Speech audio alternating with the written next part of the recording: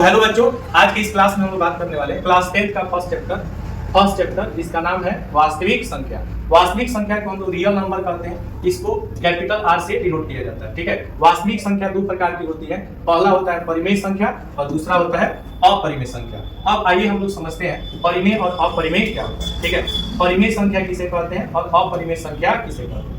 सबसे पहले अगर हम परिमेय संख्या की बात करें तो परिमेय संख्या वास्तविक संख्या का पहला भाग होता है जिसको रैशनल नंबर कहा जाता है। इसको आप Q से भी डिनोट कर सकते हैं, क्योंकि परिमेय संख्या को या तो P से डिनोट कर सकते हैं या तो Q से। इसको R से डिनोट नहीं करेंगे क्योंकि R का नाम आपका रियल नंबर हो जाता है। ठीक है, संख्या R को परिमेय संख्या कहा जाता है यदि इसको P by Q के रूप में लिखा जा सकता है, जहां पे P और Q क्या है, पूर्णांक है और Q is not equal to 0 है। तो ऐसी संख्या जिसको हम P by Q के रूप में लिख सकते हैं जहां Q is not equal to 0 होता है, उस संख्या को हम कौन सा संख्या कहते हैं, परिमेय संख्या। परिमेय संख्या सामान्यतः किसमें होती है, बटा में होती है। परिमेय संख्या पूर्णांक भी होती है। परिमेय संख्या जो है जैसे 2/7 आपका क्या हो जाएगा, परिमेय संख्या। माइनस 7/9 जो है 9 जो है ये भी आपका परिमेय संख्या हो जाएगा। 1/3 परिमेय संख्या। माइनस 25/1 परिमेय संख्या। 8/4 को आप डायरेक्ट 2 भी लिख सकते हैं। वैसे 25/38 भी आपका परिमेय संख्या। 6/6 को डायरेक्ट आप 1 भी लिख सकते हैं। तो ये जितनी भी संख्याएं आप देख रहे हैं जिनको हम P by Q के रूप में लिख सकते हैं, जहाँ पे P और Q क्या है, पूर्णांक है।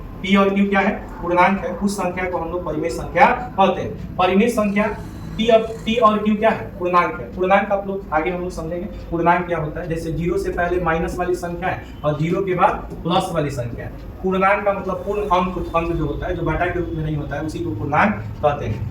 समझ रहे हैं। अब कह रहा है एक परिमेय संख्या का दशमलव प्रसार जो होता है वो शांत भी हो सकता है और अशांत भी हो सकता है। अशांत का दूसरा नाम अनवसानी होता है। आवर्ती का मतलब जो नंबर बार बार रिपीट होता है उसको रेकरिंग कहा जाता है। जैसे मान लीजिए कि 333 आ रहा है या 555 आ रहा है, तो इसी को हम लोग कहते हैं रेकरिंग, जिसको हिंदी में कहते हैं आवर्ती।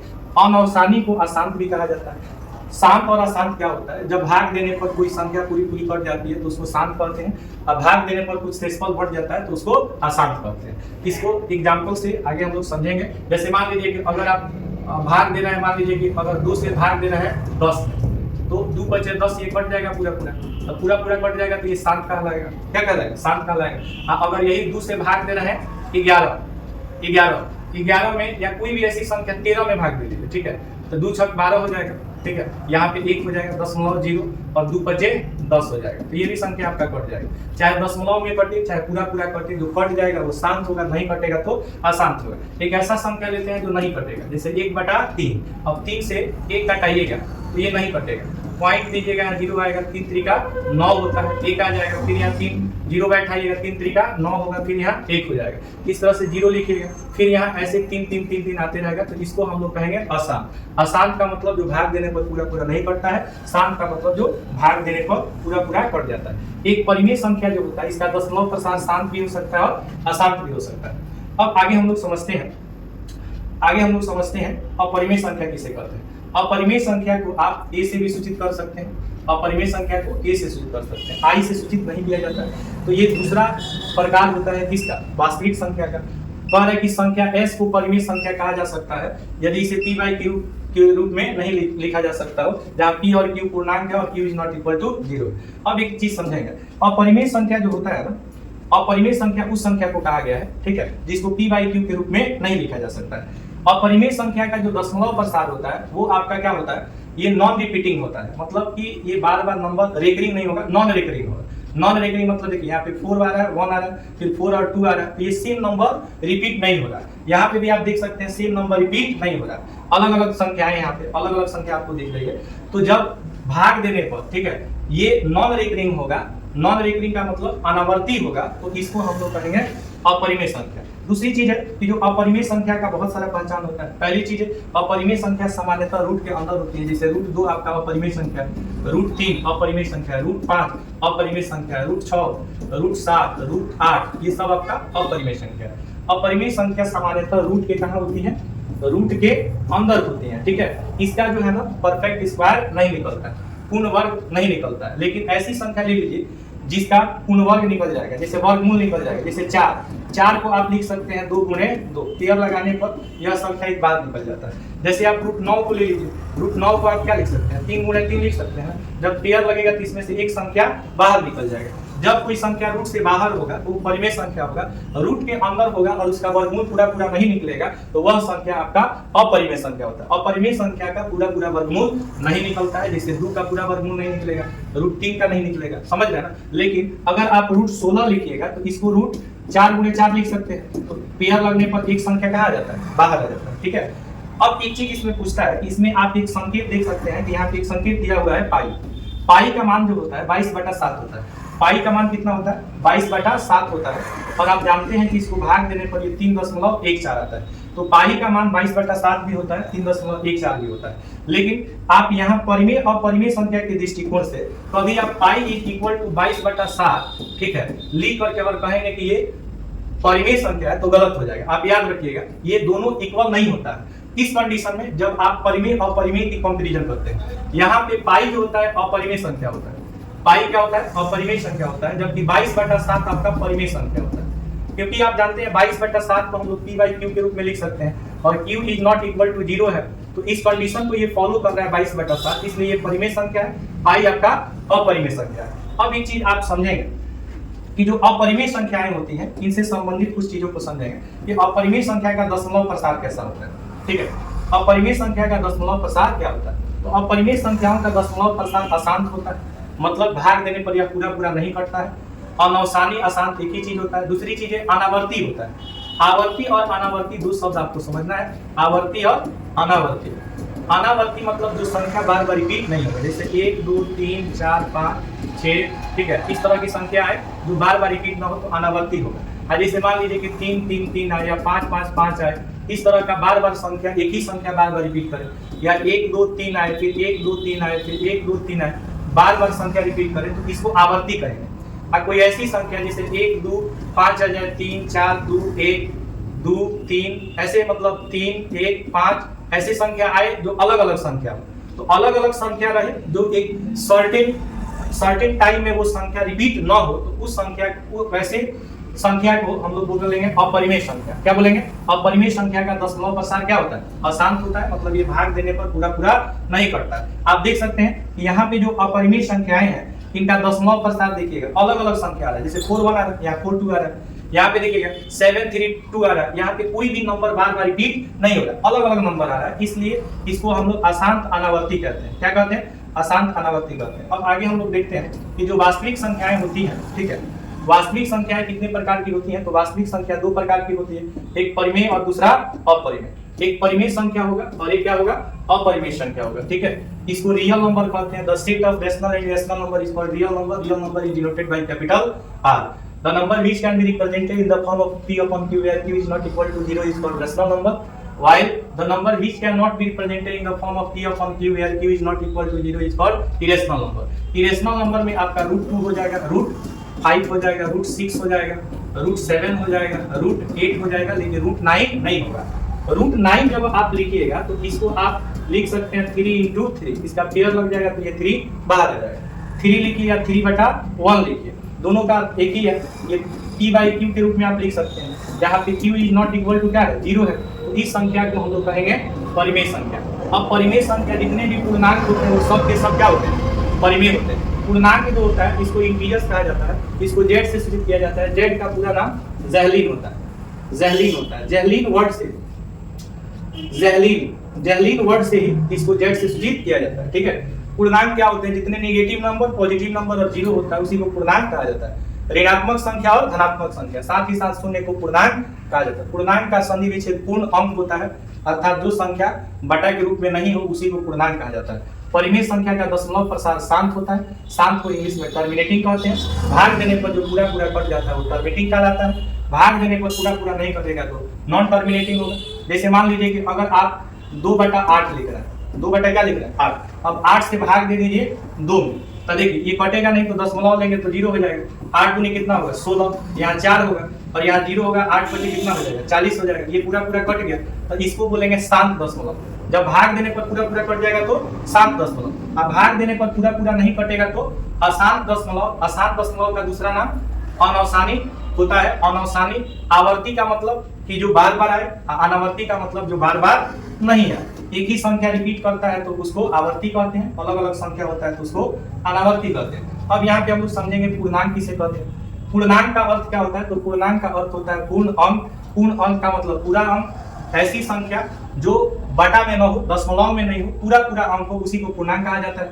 पूर्णांक तीन तरह का होता है। एक को कहते हैं शून्य पूर्णांक। शून्य पूर्णांक, शून्य पूर्णांक को जीरो इंटीजर कहते हैं।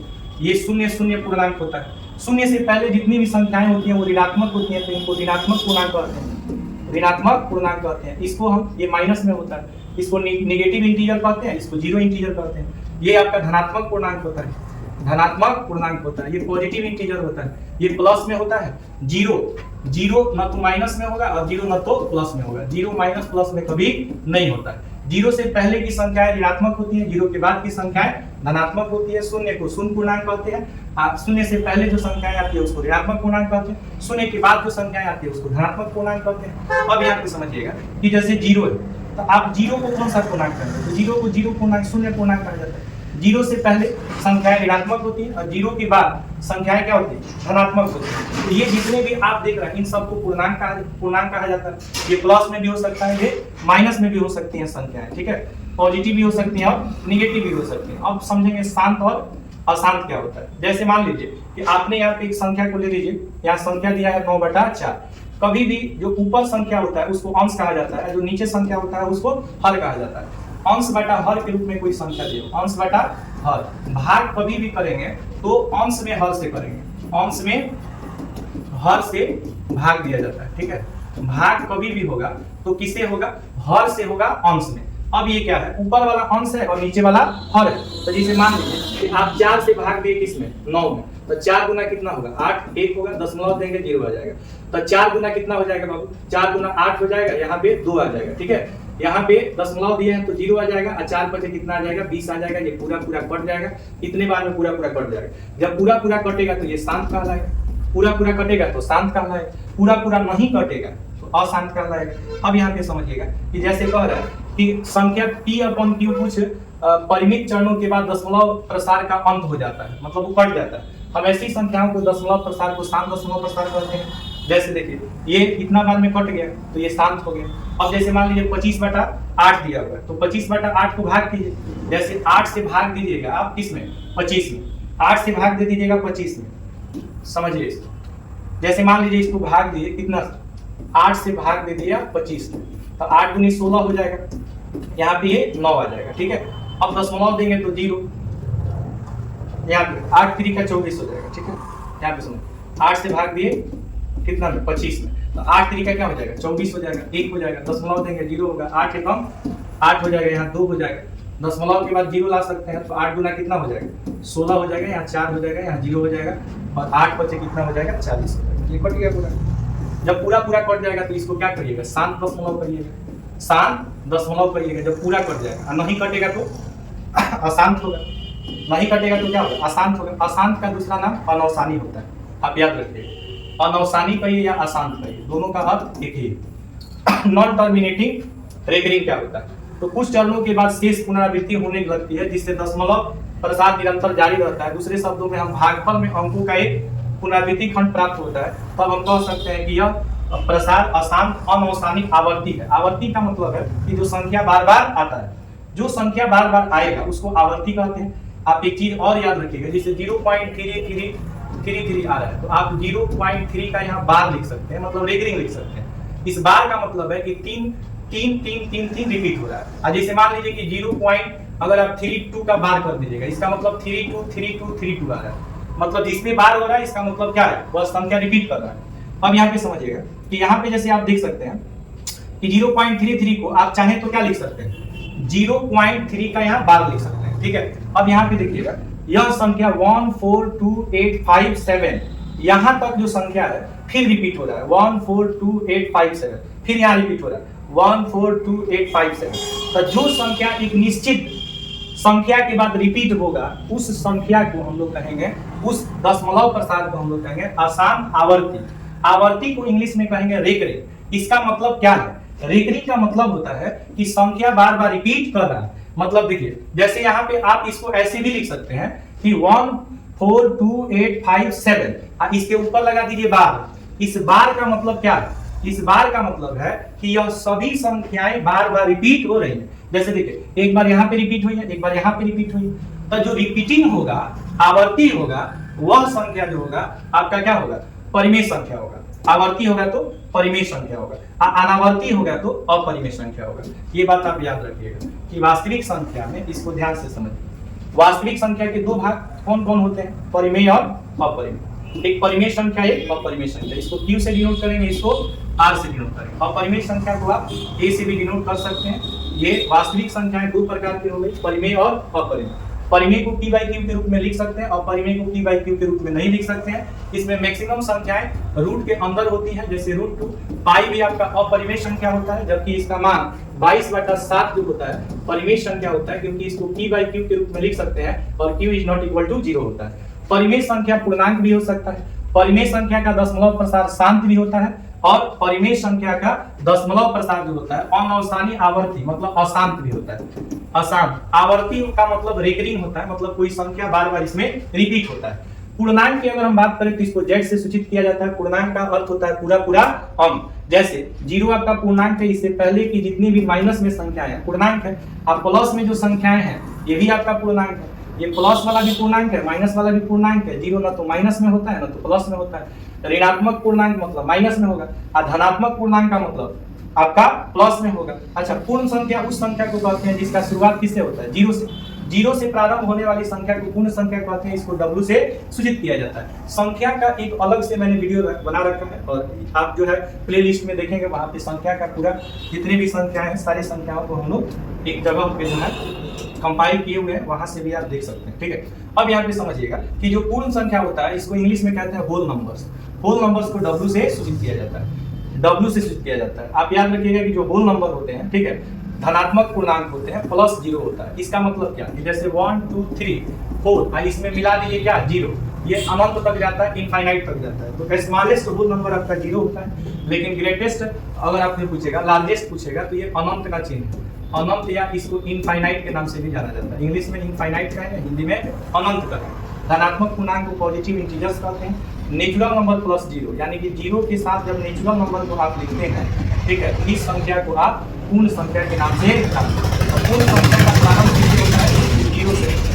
0 से प्रारंभ होता है, ठीक है। कौन संख्या, तो पूर्ण संख्या।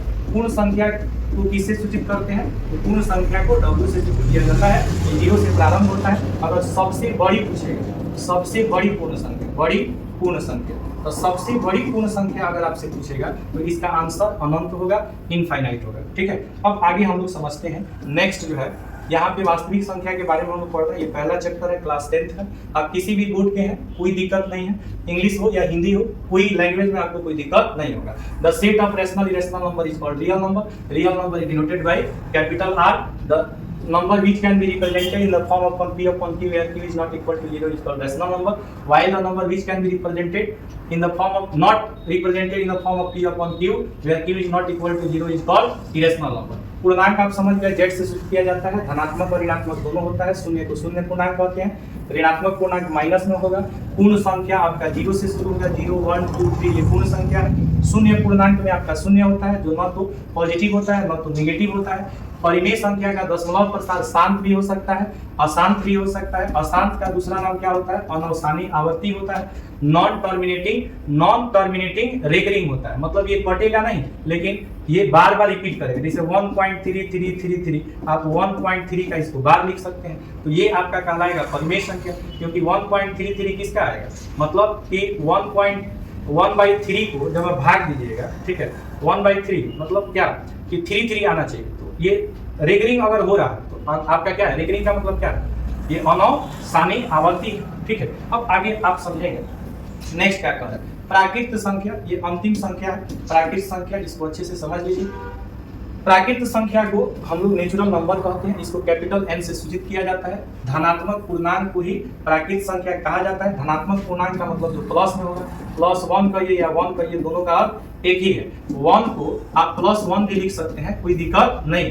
ऐसी संख्या जो धनात्मक होती है, ठीक है, और 1 से शुरू होते हैं, उन्हीं को हम लोग प्राकृत संख्या कहते हैं। प्राकृत संख्या का दूसरा नाम प्राकृतिक संख्या भी होता है। प्राकृतिक संख्या होता है और इसको कैपिटल N से सूचित किया जाता है। और n इक्वल टू आप चाहें तो 1 2 3 4 इसको अनंत तक आप लिख सकते हैं। सबसे छोटी प्राकृतिक संख्या 1 होती है, बड़ी संख्या अनंत होती है। बड़ी जहां भी पूछेगा उसमें मैक्सिमम आंसर जो होगा वो अनंत हो जाएगा। छोटी पूछेगा तो याद रखना पड़ेगा।